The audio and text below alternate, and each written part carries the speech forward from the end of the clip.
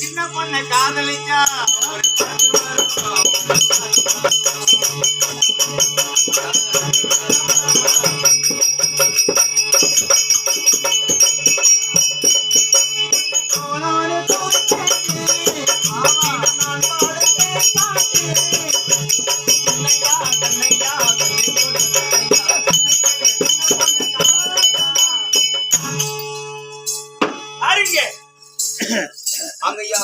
வணக்கம் வணக்கம் சிறந்தாந்த வணக்கம்.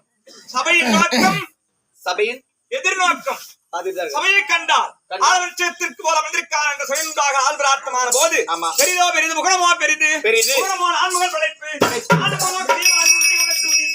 அரியமானோ அலைகடலில் சென்றார். அரைகடலோ குருமணிகளுக்கு அடக்கம். குருமணிகளோ கும்பகலசத்தில் பிறந்தவர்கள். கும்பகலசமோ இந்த பூமியின் செருமன். இந்த பூமியோ ஆதிசேஷனின் ஒருதலை வாரம். ஆதிசேஷனோ உமையவள் சிந்து விரல் மோதிரம். உமையவளோ ஈசனுக்கு அடக்கம். ஈசனோ தொண்டர்களுக்கு அடக்கம். இப்பேற்பட்ட தொண்டர்களின் மகிமையை சொல்லவும் முடியாது, சொல்லி வெல்லவும் முடியாது. நாட்டுக்கு வெண்மை புரிந்த நாடா இருக்கும்படியான இந்த நெடுங்குளம் நகரத்திலே வாழ்ந்து அரந்தமிக மாமேதை நாடக ஆசான் தனவாளுக்காக வேண்டி ஐயாவிற்காக இந்த ஓரிரவு தெருக்கூத்தை வைத்து கண்ணுளி தெய்வமாக பார்த்துக் கொண்டிருக்கின்றார்கள். அவர்களுக்கு எல்லாருக்கும் என் முதற்கண் வணக்கம். நன்றி வணக்கம். என்னை ஆழ்வார் என்ற விளக்கம் புரிகிறது. ஐயா, கள்ளக்குறிச்சி மாவட்டம் சின்னசேல வட்டம் உங்க சொந்த ஊர் காலசமுத்திரம். அது விடு. உங்கள் பெயர்? இந்த நேரத்திலே வந்திருக்கக்கூடிய வேடத்தில் உங்கள் பெயர் லோகநாத கவுண்டர், நாடகாசிரியர். அதை கேட்க வரவில்லை.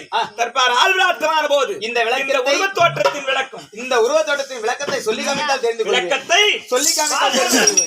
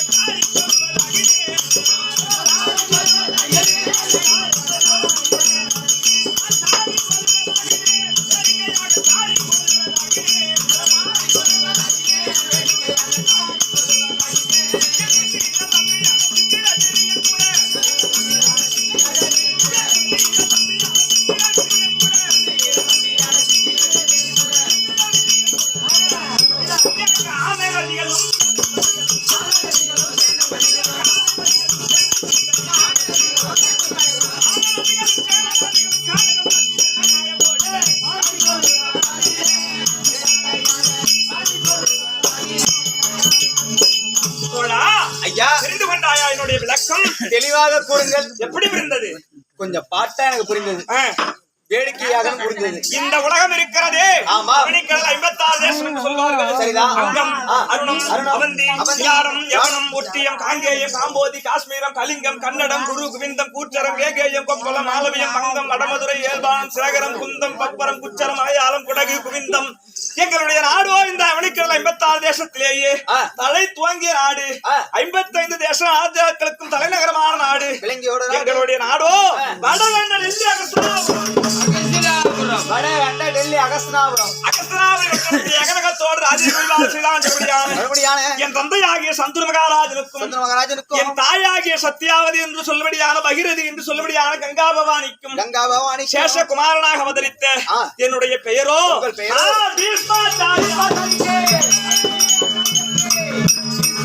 இருக்கு. ஆனா சந்திரமகாராஜனுக்கும் கங்காபவாணி தாயாருக்கும் பிறந்தவன் இந்த பீஷ்மன். சரிதான். அப்படி என்பதுதான் உங்களுக்கு தெரியும். ஆமாங்க ஐயா. எனக்கு மற்றும் ஒரு தகப்பனார் இருக்கின்றார். அது யார் தெரியுமா? யாருங்க ஐயா? அந்த சங்கர செஞ்சடை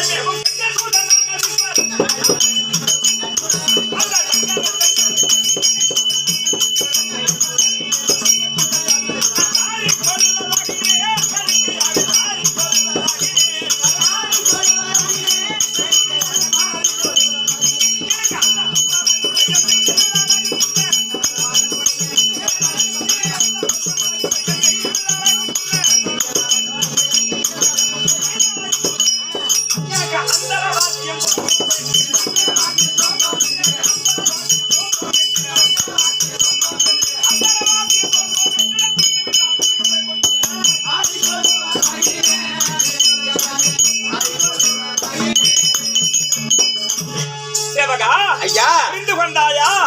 மற்றொரு தந்தை என்று சொன்னேனே, ஆமா. அது யாரு தெரியுமா? யாருங்க ஐயா? கைலாயமே பொற்பிடமாக எழுந்தொழிக்கும்படியான சரிதான். முக்கந்தார் ஆகிய பரமக்கடவுள் இருக்கின்றாரு. ஆமா. பரமக்கடவுளுடைய சடாபாரத்தில் தங்கக்கூடியது யாரு? கங்கா தேவி. அந்த கங்கா பவானி தான் என்னை பயின்ற தாயார். உண்மைதான். அப்போ கங்கா பவானி பரமக்கடவுளுக்கு பாரியாள் என்று சொன்னால் எனக்கு முதல் தந்தையே அந்த சிவபெருமான் தான். சிவபெருமான். ஆனா நான் இந்த துவாபர யுகத்தில் சந்திரமகாராஜனுக்கு சந்திரகுல பரம்பரையிலே பிள்ளையாக பிறந்திருக்கின்றேன். ஒரு நாடாளும்படியான மன்னருக்கு பிள்ளையாக பிறந்த நான் உண்மைதான். ஒரு மன்னனாக அல்லவா வாழ வேண்டும். ஆமாங்க. உடம்பெல்லாம் காவிகாவரம் பூண்டு, ஆமா, நெற்றியிலே பட்டை நாமம் இட்டு, ஆமா, கதத்திலே வெண்ணூல் பூசி பூசி இந்த திராட்சத்தோடு வந்திருக்கிறனே, ஆமா, முற்றும் துறந்த முனிவராக தோன்றுகிறது என்னுடைய உருவத்தோட்டம். உங்க உருவத்தை பார்க்கும்போது முற்றும் துறந்த முனிவரை போல எனக்கு தோன்றுகிறது. ஏன் இந்த நிலைமை? ஏன்? என்னுடைய பூர்வ ஜென்ம ரகசியம் தெரியுமா உனக்கு? எனக்கு தெரியாது. யாரிடத்திலும் சொல்லாதது. சொல்லிக்காம தான் தெரிந்து கொள்ள. உனக்கு மட்டும் சொல்றேன் யாருன்னு. சொல்லிக்காம புரிஞ்சுக்கோ. புரிஞ்சுக்கான். ஏய், அஷ்டவசுக்கள் கேள்விப்பட்டதுண்டா?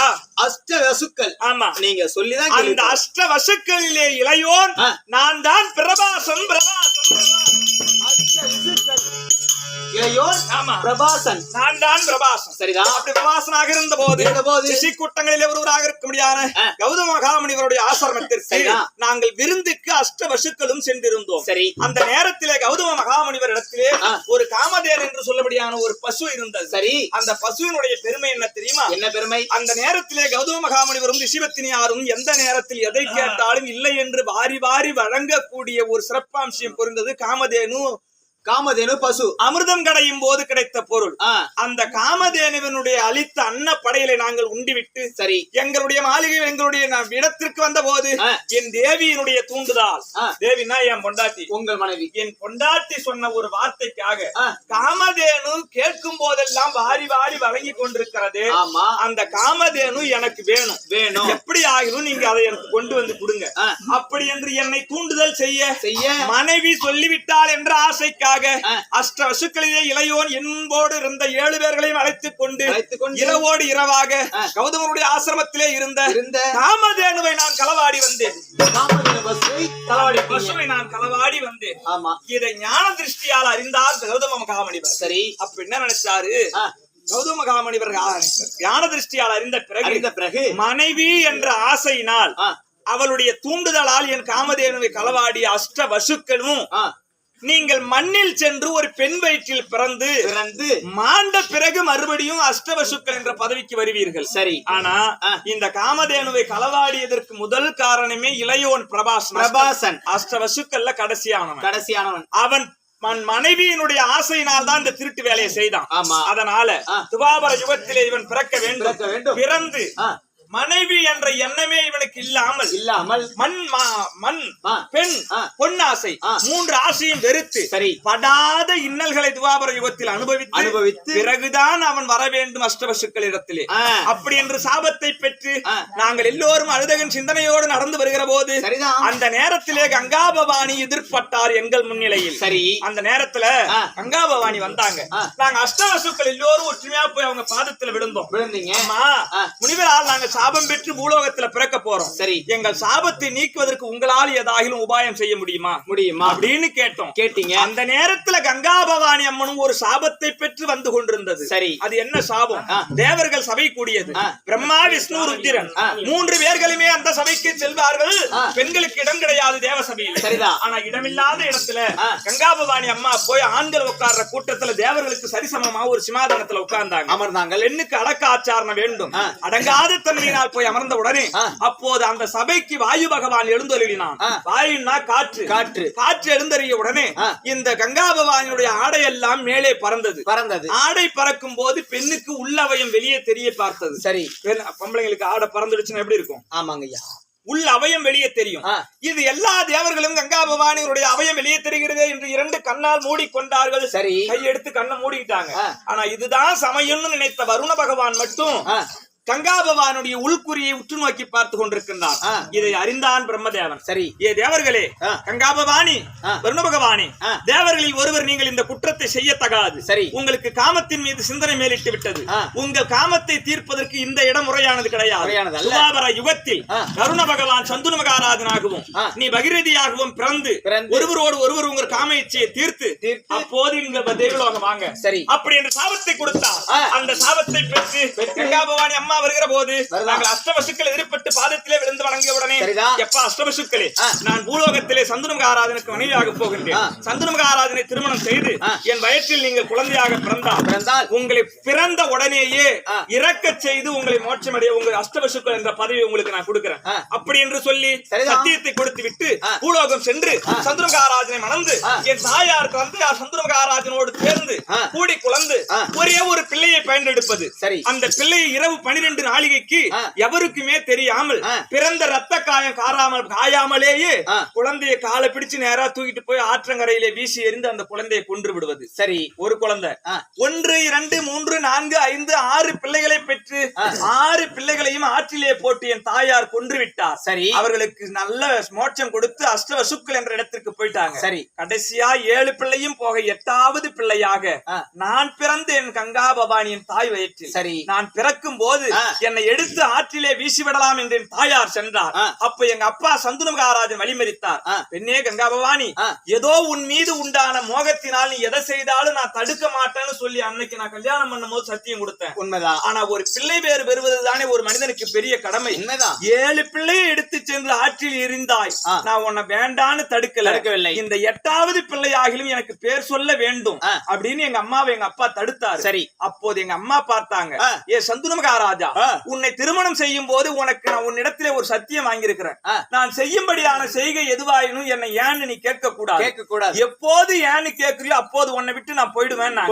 இப்ப நீ என்னை ஏன்னு தடுத்துட்ட, நீ உன் கூட நான் வாழ்றதா இல்ல அப்படி என்று சொல்லி குழந்தையாக இருந்த என்னை எடுத்துக்கொண்டு தெய்வ உலகம் புறப்பட்டு தெய்வ உலகத்திலேயே தேவர்களிடத்திலேயே யானை ஏற்றம் அத்தனைகளையும் கற்று எனக்கு முதல் பெயரே தெய்வ உலகத்தில் வளர்ந்தவன். ஆனால் எனக்கு தேவ விருதன் முன்ஜென்மம் பிரபாசன். இரண்டாவது பெயர் தேவ விரதன். அப்படி 12 வயது ஆன உடனே எனக்கு தகுந்த பருவம் வந்துவிட்டது. இனி இந்த குழந்தையினுடைய பூர்வ ஜென்மத்தினுடைய சாபம் நீங்க வேண்டும், இது பூலோகத்திலே வளர வேண்டும். அப்படி என்று என் தந்தையார் வேட்டையாட வந்த இடத்தில் என் தாயார் என்னை அழைத்து சென்று சந்துரு மகாராஜனுடைய கரத்திலே ஒப்படைத்து எனக்கு அங்கே ஒரு பேர் நாமத்தை சூட்டி என் தந்தைக்கு மன்னராக இருந்தார். அவருக்கு நான் இளவரசனாக ஆளும்படியினாலே எனக்கு காங்கேயன் உங்க தந்தையாராகிய சந்துரு மகாராஜா உங்களுக்கு வைத்த பெயர் காங்கேயன். அப்படி 3 பெயர் நாமங்களை வகுத்து நாளொரு மணி பொழுது வண்ணமாக எல்லா ராஜாக்கள் என்னுடைய வீரத்தை கண்டு அஞ்சும்படியாக எல்லா வித்தைகளிலும் தேர்ச்சி பெற்றவனாக வளர்ந்தேனே. அது யாரினால்? ஜமதக்னி மகாமுனிவருக்கும் தாயாகிய ரேணுகா அம்மையாருக்கும் பிறந்தவரோ பரசுராமர். அந்த பரசுராமர் இடத்திலே நான் வில்வித்தையை கற்று உருவிலும் சிறந்த சீடனாக வாழ்ந்து வந்தேன். அப்படி வாழ்ந்து வருகிற போது அப்படி நான் நாட்டு மன்னருக்கு மகனாக இருந்தனா இன்று ஏன் இந்த நிலைமை வந்தேன் தெரியுமா? என்ன சொல்றேன், சொல்லிக்காதீங்க. எல்லையானவர் மற்ற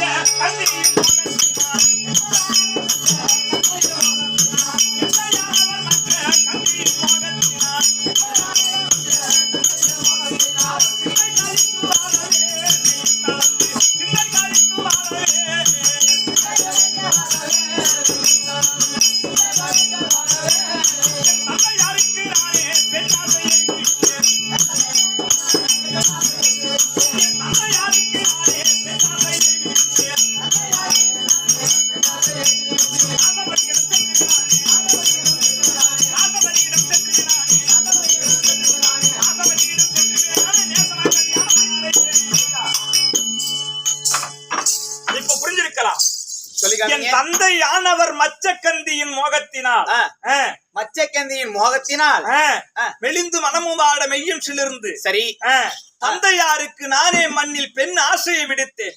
பாசபதியிடம் சென்றுமே நானே மெங்கவே கல்யாணம் செய்து வைத்தேனே. நான் கல்யாணம் பண்ணக்கூடிய வயசுலயே எங்க அப்பாவுக்கு நான் கல்யாணம் பண்ணி வச்சுவேன். அப்பனு கூட்டி விட்டுனா ஓ அப்போ கல்யாணம் பண்ணி வச்சீங்க. கல்யாணம் செய்து வைத்தேன் என் தந்தைக்கு நான் என் கல்யாண வயசுல. அது எதனால எப்பா நான் தகுந்த வாலிப பருவமான போது இந்த நாட்டை ஆட்சி செய்யும்படியான என் தந்தையார் சரிதான் என் தாய் கங்கா பவானி பிரிந்து விட்டார் என்று சொல்லி சரிதான் என் தாயின் மீது முகவும் மோகம் கொண்டு நாட்டை ஒழுங்குமுறை பரிபாலனை செய்யாமல் மதிமயக்கமாய் வாழ்ந்து கொண்டிருந்தார் என் தந்தையார். அப்படி மதிமயக்கமாக வாழ்ந்து கொண்டிருக்கும்படியான நாளை குடிவடைகளை எல்லாம் கூட்டிக் கொண்டு கானகத்திற்கு வேட்டையாட சென்றிருந்தார் என் தந்தையார். அப்படி வேட்டையாடுகிற போது அகஸ்தனாபுரி பட்டணத்திலே ஒரு பகுதி ஒரு நதிக்கரை ஓடம் நதிக்கரை அந்த நதிக்கரையிலே ஓடம் விடுவடியான பழக்கம் தாசராஜன் என்ற மீனவர் குல தலைவனுக்கு மகளாக வாழ்ந்தவள் மச்சக்கந்தி என்ற மச்சக்கந்தி. யாரு மச்சக்கந்தி தான் காலப்போக்குல பரிமள கந்தி அது பேர் மாற்றம். ஆமா மச்சக்கந்தி என்ற பெண்ணால் பரிசில் விடுவது பழக்கம் ஓடம் விடுறது உண்மைதான். ஆற்றங்கரையில் இந்த கரையில இருந்து அக்கறைக்கு அக்கறையில இருந்து இக்கரைக்கு சேர்ப்பது. அந்த நேரத்திலே வேட்டையாட சென்ற என் தந்தையார் மச்சக்கந்தியினுடைய ரூப சௌந்தரியத்தின் அழகை கண்டு அந்த அழகிலே மையல் கொண்டு அவள் மீது மோகம் கொண்டு விட்டார் எங்க அப்பா. ஆனா இந்த விஷயத்தை யாராகிலும் வெளியே சொல்ல முடியுமா? சொல்ல முடியாதுங்க. ஏன் முடியாது? தன் பிள்ளை கல்யாண வயதில் இருக்கும் போது தான் ஒரு பெண்ணின் மீது மோகம் படுறது தவறு என்று உலகம் வலிக்கும் அப்படின்னு எங்க அப்பா அதை வெளியே சொல்லாத சரி மனத்தளர்வோடு வந்து நாட்டில் இருந்தார். நாட்டில் அமர்ந்து அரசு அவருடைய முகக்குறிப்பை அறிந்தவன்னா அப்ப நான் என்ன நினைச்சேன், உடன் சென்ற மந்திரி பிரதானிகள் அழைத்து மந்திரிமார்களே தந்தையார் கானகம் சென்று வந்த நாளில் இருந்து இன்று நாள் வரைக்கும் மிகவும் மனத்தளர்வற்று இருக்கின்றார். சரி அந்த வனத்திலே நடந்தது என்னவென்று கேட்டேன். அப்ப நடந்த விஷயத்தை உண்மை சொன்னார்கள். தந்தையார் எந்த பெண்ணின் மீது மோகம் கொண்டாரோ அந்த பெண்ணையவே தந்தையாருக்கு மனம் முடிக்க வேண்டும் அப்படின்னு நான் தனி ஒருவனாக எழுந்து சென்று தாசராஜன் மச்சக்கந்தியினுடைய அப்பா மச்சக்கந்தியின் தந்தை தாசராஜன் மீனவர் கூட்டத்துக்கு தலைவன் மீனவர ஜாதி உண்மைதான். அவர்கள் வீட்டிலே சென்று தாசராஜன் இடத்திலே பெண் கேட்டேன். அப்போ பார்த்தான் தாசராஜன், ஐயா விஸ்மாச்சாரியாரே இந்த உலகத்திற்கெல்லாம் நீங்கள் அதிபதி கர்த்தன். உண்மைதான். உங்களுக்கு நான் பெண் இல்லைன்னு சொல்ல முடியாது. ஆனாலும் நான் பெண்ணு தருவதா இருந்தா உங்கள் சந்திரகுல பரம்பரையிலே மூத்த பிள்ளை எவனோ அவனுக்கு தான் நாடு பட்டம் கிடைக்கும். உண்மை. அப்படி பார்த்தா நீங்க தான் உங்க அப்பாவுக்கு மூத்த பிள்ளை. இந்த நாடு ராஜ்யம் சொத்து பத்து எல்லாம் உங்களை தான் சேரும். ஒருவேளை என்னுடைய மகள் மச்சக்கந்தியை உங்க அப்பாவுக்கு கல்யாணம் செய்து வச்சா திருமணம் செய்து வச்சா மக வயிற்றுல ஒரு குழந்தை பிறந்தா அந்த குழந்தைக்கு ஏதாகிலும் கிடைக்க போகிறது இல்ல. அதனால பெண் தருவதற்கு சம்மதம் இல்லைன்னாரு. எப்போது நாடு ராஜ்யத்திற்கு எனக்கு தான் சொந்தம் என்பதால அப்பா கல்யாணம் தடைபடுமோ அதனால தாசராஜனே இந்த நாடு ராஜ்யம் உப்பு சட்டி வரவோடு மண்ணாசை பெண்ணாசை நீ நினைக்கலாம். மண்ணாசையை மட்டும் வெறுத்தா போதாதா, ஏன் பெண்ணாசையை வெறுக்கிறேன்னு. ஆமா எனக்கு ஒரு திருமணம் பெண்ணாசை எனக்கு இருந்திருந்தா எனக்கு ஒரு திருமணம் நடந்து என் பிள்ளைக்கு எனக்கு ஒரு பிள்ளை பிறந்தால் அந்த பிள்ளை தான் ஆடும். அதனால அந்த பெண்ணாசையும் வேண்டாம், மண்ணாசையும் வேண்டாம், பொருளாசையும் வேண்டாம். இதோடு நான் பீஷ்மம் தரித்தேன் என்று நான் சபதம் எடுத்துக் கொண்டேன். பீஷ்மம் மண்ணாசை பெண்ணாசை பொருளாசை மூன்றையும் வெறுத்து நான் பீஷ்மம் தரித்தேன். அந்த பீஷ்மத்தை தரித்ததுனாலதான் இப்ப இந்த காவிகாம்பரம் இந்த உத்ராட்சம் வெந்நீர் எல்லாம் பூசி வந்திருக்கின்றேன். அதனால் வந்ததுதான் இந்த பீஷ்மம் தரித்த விஷயத்தை அந்திரத்திலே இருந்து தேவர்கள் நான் இட்ட சபதத்தை எடுத்துக்கொண்டு பார்த்தார்கள். இவர் பீஷ்மாச்சாரியார் என்று சொல்லி அந்திரத்தில் இருந்து பூமாலை பொறிந்து எனக்கு புகழாரம் சாட்டினார்கள். சரிதான். பீஷ்மம் தரித்ததாலேயே இப்போது பீஷ்மாச்சாரியாராக மச்சக்கந்தி அம்பாளை அழைத்து வந்து என் தந்தையாகிய சந்துரு மன்னனுக்கு திருமணம் செய்து வைத்து 22 பேர்களும் சரசசல்லாபமாக இருக்கும் நாளையில் ஒரு நாள் என் தந்தையார் என்னை அழைத்தார். மகனே பீஷ்மா, தாசராஜன் இடத்தில் நீ எடுத்துக்கொண்ட சபதம் ஒரு தந்தை ஆசை கொண்டார் என்பதற்காக தன்னுடைய வாழ்வு பொருள் அத்தனையும் இழந்து எனக்கு கல்யாணம் செய்து வைத்தாயே கண்ணே. சரிதான். மண்ணாசை பெண்ணாசை பொருளாசை வெறுத்த நீ உனக்கு நான் ஒரு வரம் கொடுக்கின்றேன். வரம் அது என்ன வரம் தெரியுமா? இந்த மண்ணில் நீ எவ்வளவு நாட்கள் வாழ வேண்டும் என்று நினைக்கிறாயோ விரும்புகின்றாயோ அவ்வளவு நாட்களும் உனக்கு சொந்தம். உன்னுடைய அனுமதி இல்லாமல் உன் உயிர் உன்னை விட்டு பிரியக்கூடாது. உனக்கு நான் இச்சா மரணம் என்ற வரம் கொடுத்தேன் என்றார். இச்சா மரணம்னா என்னை கொல்லுவதற்கோ வெல்லுவதற்கோ எவராகிலும் இருக்கலாம், என்னை வெல்லுவதற்கு யாராகிலும் இருக்கலாம், என்னை கொல்லுவதற்கு எவளும் பிறக்கவும் இல்லை, இனி பிறக்க போவதும் கிடையாது. அது ஏன் தெரியுமா? என்னுடைய அனுமதி இல்லாமல் என் உயிரை எமனும் பிடிக்க முடியாது. நானா வேண்டி விரும்பி ஏற்றுக்கொண்டால்தான் எனக்கு மரணம். அப்படி வீஷ்மம் தரித்து நான் இதுநாள் வரைக்கும் எந்த ஒரு குறைபாடும் இல்லாமல் நான் கல்யாணமும் இல்ல, மண்ணாசை பெண்ணாசை பொருளாசையும் கிடையாது. ஆனாலும் இந்த சிமாதனத்திலே அரியாசனத்திலே எவர் அரசராக விட்டிருக்கிறாரோ அவருக்கு பக்கத்துணையாக இருந்து படைத்தளபதியா இந்த சந்திரகுல பரம்பரையை காப்பாற்றுவேன் என்ற சபதம் எடுத்துக்கொண்டேன். சரி, ஆனா இந்த காலம் வரைக்கும் என் தந்தையார் சந்துரு மகாராஜனோ சிவலோக பதவி அடைந்து விட்டார். என் தாயாரும் என் தாயாரோடு பிறந்த என் தாய்க்கும் தந்தைக்கும் பிறந்தது எனக்கு 2 தம்பிமார்கள். 2? ஆமா. அறிவலக்கந்தி அம்மனுக்கும் சந்துரு மகாராஜனுக்கும் பிறந்தவர்கள் சித்ராங்கதன் மற்றொன்று விசித்திர வீரியன். என் மூத்த தம்பி சித்ராங்கதன் தெய்வ உலகத்து சித்ராங்கதனால் கொல்லப்பட்டு விட்டான். மூத்தவன் செத்துட்டான், இருப்பவன் என் தம்பி விசித்திர வீரியனோடு என் தாய் பரிமளக்கந்தி அம்மனை சிமாதனத்தில் அமர செய்து தம்பிக்கு இளவரசு பட்டம் கொடுத்து நான் நாட்டில் படைக்காவலனாக இருந்து கொண்டிருக்கிறேன். அப்படி எல்லாம் இருக்கும்போது வந்திருக்கிறேனே, அது என்ன காரணம்?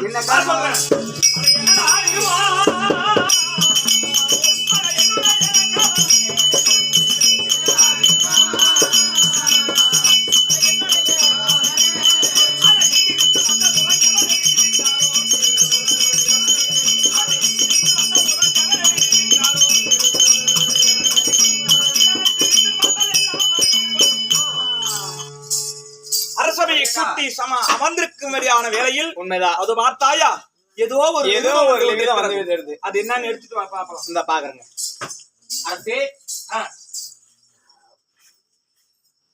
மகாராயஸ்ரீ காசிமாபுரி பட்டணத்தை தக ராஜபுத்திரன் அரசாட்சி செய்யும் காசி மகாராஜன் மரகதவல்லி மாணிக்கவல்லி எழுதும் நிருபம் என்னவென்றால், எங்கள் மகளாகிய அம்பாள் அம்பிகை அம்பாளிகை என்று சொல்லக்கூடிய 3 பெண்ணிற்கும் சுயமரம் ஏற்படுத்தி உள்ளோம். இந்த சுயமரத்தில் அனைத்து நாட்டு ராஜர்களும் கலந்து கொள்ள வேண்டும். காசி மாநகரத்தில் இருந்து நிறுவனம் வந்திருக்கிறது. ஆமாங்க ஐயா. ஆனா ஒரு காரணம் இருக்கிறது தெரியுமா? என்ன காரணம்? நாடகத்தின்படி நமக்கு முன்னாடி ஆடிய ஆசான்கள் எல்லாம் வடகண்டடெல்லி அகஸ்தனாபுரி பட்டணத்திற்கு காசி மன்னன் நிருபத்தை அனுப்பினான் என்று நாடகத்தை நடத்தினார்கள். அது உண்மை இல்லை. அந்த வழிமுறை மார்க்கத்துலதான் அவருக்கு பின்னால் வந்த நாமளும் நடத்துறோம். சரிதான். ஆனா மகாபாரதத்தினுடைய அத்தியாயத்தின் பிரகாரம் காசி மாநகரத்தில் இருந்து அகஸ்தனாபுரி பட்டணத்திற்கு நிருபம் வரவே வரவில்லை. நிருபம் அனுப்ப கூடாது என்ற கட்டளை காசி மன்னன். ஆமாங்க. அது ஏன் தெரியுமா? சொல்லுங்க. உலகத்திலே வலிமிக்கோன் எவனோ அயல் தேசத்தை அடித்து சிறைபிடிக்கலாம். உண்மைதான். அந்த எண்ணத்தினால் இந்த பீஷ்மாச்சாரி ஏற்கனவே காசி மன்னனோடு நான் சண்டையிட்டு இருக்கின்றேன். நான் சண்டையிட்டதனால காசி மன்னனுக்கும் எனக்கும் தீரா பகை இது நாள் வரைக்கும் இருந்து கொண்டிருக்கிறது. இந்த தீரா பகையினால் காசி மன்னன் எனக்கு நிருபத்தை அனுப்பக்கூடாதுன்னு சொல்லி இருக்கிறான். இதனால் இந்த நிருபம் மற்றெங்கும் போகும்போது தலைநகரை மதிக்காமல் போகுது. இந்த சுயவரத்தை நடக்க விடுவதா அப்படின்னு சொல்லி தானாகவே பீஷ்மாச்சாரியார் போகிறார் சென்றார். அதனால நிருபத்தை கண்டது மாதிரியே போவோம். நிருபத்தை கண்டுவிட்டேன். ஆனா என்னுடைய நாட்டில் எனக்கு பின்னால் அரசாட்சி பட்டம் கட்டி ஆளக்கூடியவன் என் தம்பி விசித்திர வீரியன். உண்மை. இந்த நிருபத்தில் நான் கலந்து கொள்ளலாமோ தவிர அந்த சுயவரத்திற்கு தகுதியானவன் நான் கிடையாது. பெண்களை மாலையிடுவதற்கு தகுதி இல்லை. அது ஏன்? நான் மண்ணாசை பெண்ணாசை பொருளாசை தரித்து பீஷ்மனாச்சாரி ஆகிவிட்டேன். உண்மை. அதனால இந்த சுயவரத்திற்கு நான் பங்கேற்க வேண்டுமே. ஆனால் என் தம்பி விசித்திர வீரியன் கல்யாணம் ஆகாத கல்யாண பருவத்தில் இருந்து கொண்டிருக்கின்றான். என் தம்பியை சுயவரத்திற்கு அழைத்து சென்றார். 3 பெண்களும் தம்பிக்கு மணமாலை இட்டார். என் தம்பிக்கு திருமணம் செய்து நாட்டை அவனுக்கு பட்டம் கட்டலாம் என்ற எண்ணம். உண்மை. அப்படி நான் சுயவரத்திற்கு போக வேண்டுமே. ஆனால் தம்பி விசித்திர வீரியன் உள்ளே இருக்கின்றார். அண்ணா அழைத்தார் என்று சொல்லி உடனடியாக